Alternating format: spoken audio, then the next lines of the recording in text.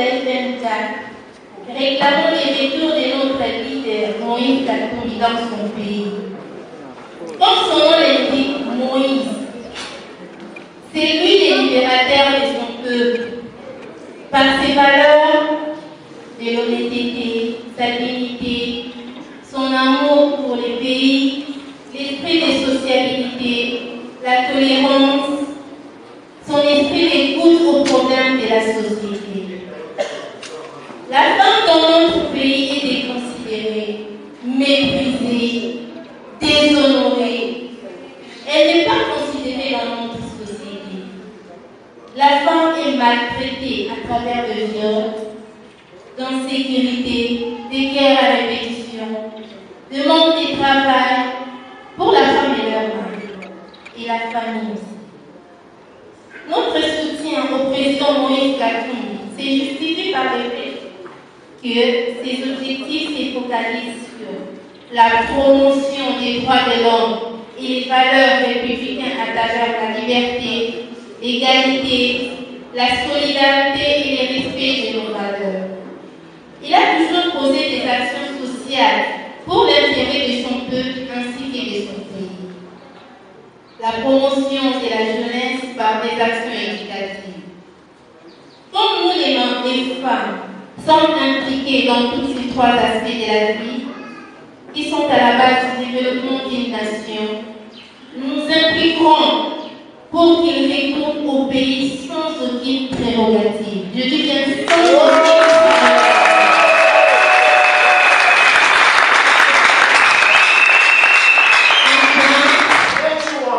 La mère est à la base de l'éducation d'une famille, d'une société, mais aussi d'une nation. Elle doit être respectée et protégée contre toutes ces formes de discrimination et de mépris dans la société et partout dans le monde. Femmes, unissons-nous pour promouvoir notre modèle Moïse Katumbi et choix de toutes les nations.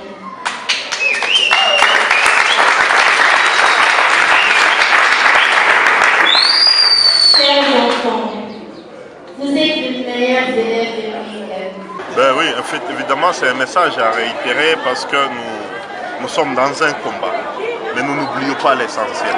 Nous améliorons aussi tout un état offrant pour la démocratie dans notre pays. Les amis de Moïse Katumbi, les Katumbistes, la jeunesse du mouvement ensemble, le FMK, ils démontrent que nous n'avons pas oublié l'essentiel, améliorer le social des Congolais. Et ça, c'est un combat de tous les jours.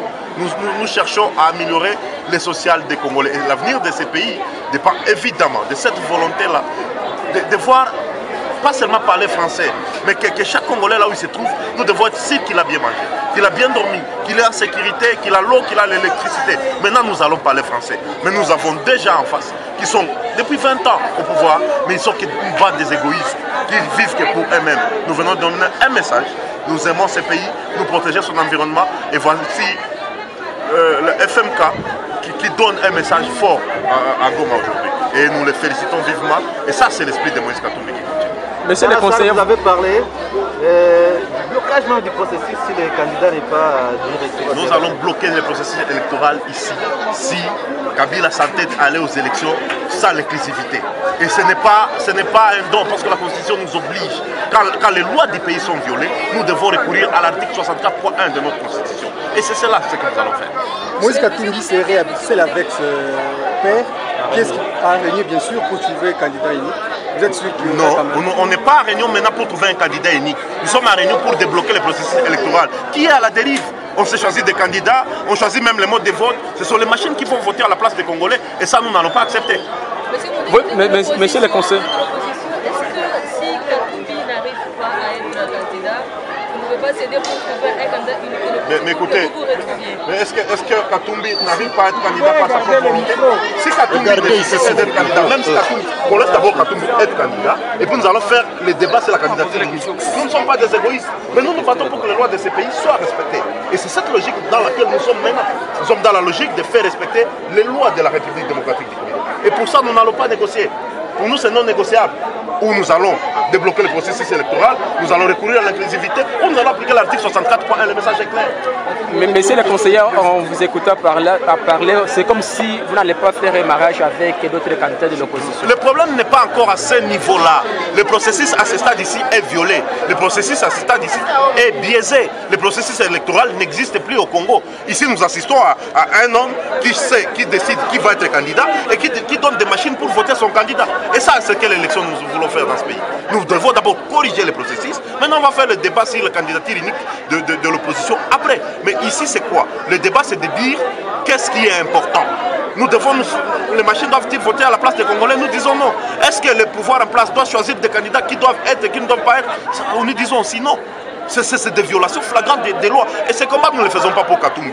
Nous les faisons pour des générations futures. C'est des combats pour faire respecter les lois de la République démocratique du Congo. Et pour ça, on ne doit pas négocier, mon frère. C'est pour vous. C'est ce Congo que vous, de Lumumba, pour lequel Lumumba est mort, pour lequel Laurent Désiré Kabila est mort, que nous voulons sauver. Aujourd'hui, nous assistons à une dictature pire que celle de l'époque de Mobutu. Mobutu n'a jamais empêché à quelqu'un d'être candidat. Mais ici, nous assistons à une dictature pire que celle de Mobutu.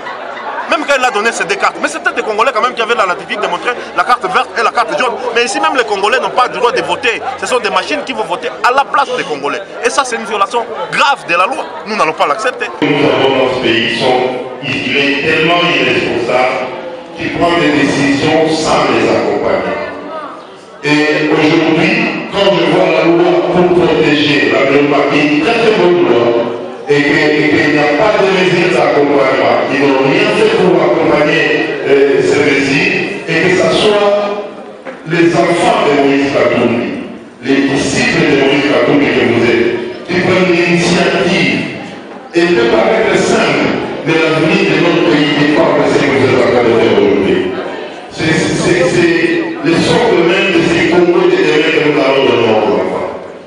Mais nonobstant, vous êtes des amis des politiciens, mais je voulais quand même vous donner des grandes lignes par rapport à d'autres choses, à votre candidat, à votre modèle, le président Moïse Katumbi. Première chose, le président va bien.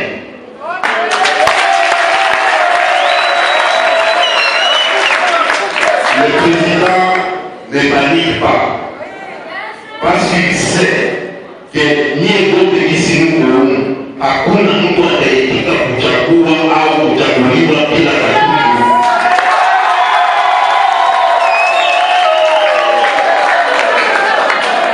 En d'autres termes, si wote kisi Mungu tangia sai kama kutakuwa wayaanza, tunapashwa kuproteger le processus électoral tant que Katumbi hayakuwa candidat.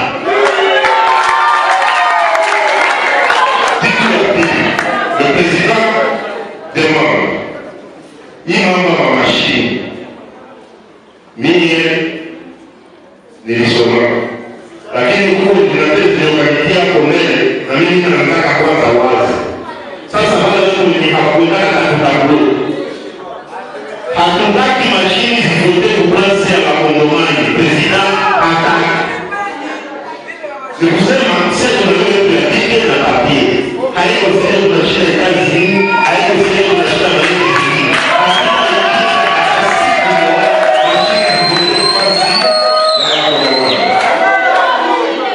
Na kitu ya mwisho, le president anapenda yako tukue sude.